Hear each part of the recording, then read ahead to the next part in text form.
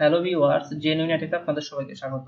Viewers, গত ক্লাসে আমি দেখিয়ে যে কিভাবে আপনি অটোক্যাডের সাহায্যে 3D কলাম ড্র করতে পারেন সেই প্রসেসটা, বা 3D অটোক্যাড 3D পেজে গিয়ে কিভাবে আপনি 3D কলাম ড্র করতে পারেন সেটা আমি গত ক্লাসে দেখিয়েছি। তো সেই সুবাদে আজকের ভিডিওতে আমি দেখাবো যে কিভাবে আপনি কলামের পরে আপনি ওয়াল অটোক্যাডের সাহায্যে ওয়াল ড্র করতে পারবেন সেই প্রসেসটা আজকের ভিডিওতে আমি দেখাবো। তো চলুন শুরু করি।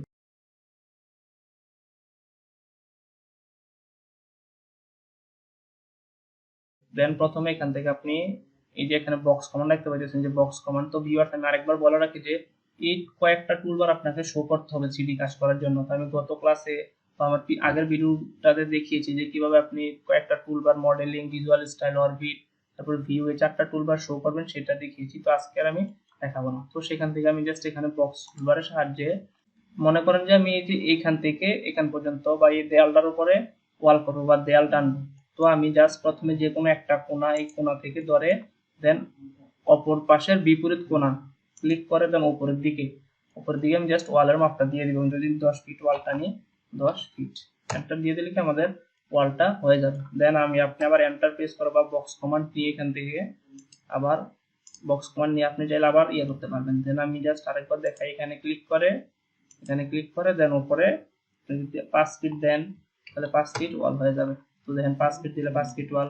দেন আমি যদি আরেকবার দেখাই, আপনি দেন এখান থেকে এই পর্যন্ত, অর্থাৎ যতটুকু করেন ততটুকু আপনি জাস্ট যদি 15 ফিট দিই, 15 ফিট জাস্ট ওয়াল হয়ে যাবে। অর্থাৎ আপনি যতটুকু প্রয়োজন ওয়াল অতটুকু আপনি ঠিক বক্স কমান্ডের সাহায্যে এইভাবে আপনি ওয়ালগুলো টেনে নেবেন। তো ভিউয়ার্স, আমি আরেকটি কথা বলে রাখি, এটা হচ্ছে আমাদের যে ওয়ালগুলো, দেয়ালগুলো, যে বাউন্ডারি দেয়ালগুলো। এখন আমরা বারান্দার যে দেয়ালটা এটা একটু ভিন্ন হবে, কারণ বারান্দার দেয়ালে গ্রিল হবে।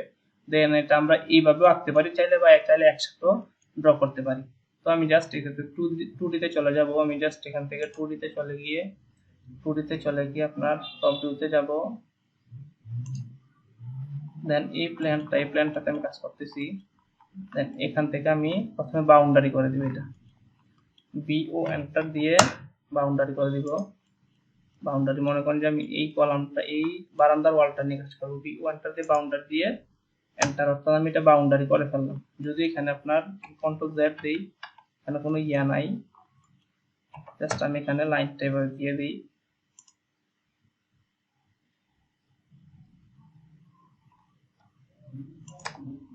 মনে করি যে এতটুকু হচ্ছে আমাদের দেয়া। তো আমি জাস্ট এটা বাউন্ডারি করে দিব, বিও এন্টার করে দেন এন্টার, অর্থাৎ আমার এটা বাউন্ডারি হয়ে গেল সবটা। এখন আমি জাস্ট 3D তে, দেন আমি এটাও বাউন্ডারি করে নেই, বিও এন্টার দিয়ে বাউন্ডারি এন্টার দিয়ে দিলাম। দেন এখন আমি 3D তে চলে যাই। 2D থেকে 3D যাওয়ার নিয়ম আমি দেখিয়েছি। এখান থেকে যে কোনো একটা আইসোমেট্রিক ভিউতে গিয়ে দেন আপনি এখান থেকে রিয়েলিস্টিক ভিজুয়াল স্টাইলে চলে গেলেই হয়ে। দেন এখান থেকে আপনি জাস্ট বাউন্ডারি ওয়ালটা ড্র করবেন এভাবে এক্সট্রুডের সাহায্যে, এক্সট্রুড কমান্ড সাহায্যে। দেন এই বাউন্ডারি ওয়ালটা যে আমরা বারান্দার যে ওয়ালটা বাউন্ডারি করছি, এটা ক্লিক করে জাস্ট এন্টার প্রেস করে যে কোনো একটা কোণায় তার উপরের দিকে যদি 2.5 ফিট দিয়ে 2.5 ফিট, সাধারণত বারান্দার ওয়াল 2.5 ফিট থাকে, এইভাবে 2.5 ফিট।